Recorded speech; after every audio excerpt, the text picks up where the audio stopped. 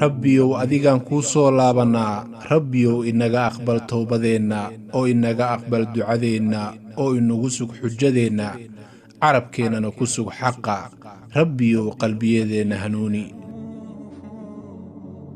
allow iiga kaafiyeel xalaashaada xaaraanta oo fadligaaga dartii inooga kaafiyeel inta adiga kaa soo hartay allow waxaa tahay askumaha cirka iyo dhulka kan waxa muuqda iyo waxa qarsoon ogow waxaa tahay rabbiga uumanka oo dhan waxaan qirayaa rabbiyow inaad tahay rabbiga uumanka oo dhan alle xaq lagu caabudo ma jiro aan adiga ahayn waxaa sidaasi oo kale qirayaa in muxamed sala allahu calayhi wasallam yahay addoonkaaga iyo rasuulkaaga rabbiyow ma jiro ilaah xaq lagu caabudo aan adiga ahayn waxaa tahay waaxidka keliya xaq lagu caabudo ma lihid shariik oo cidna waxba kulama wadaagto oo allow adigaa wax waliba ka weyn ammaan idilkeed oo dhan rabbiyow adigay kuu sugnaatay hufid xurmo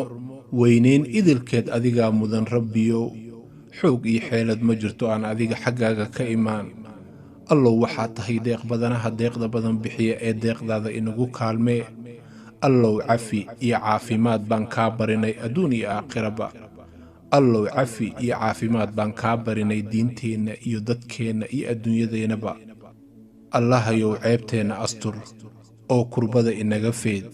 oo xafid ciddii aan mas-uulka ka nahay iyo maalkeennaba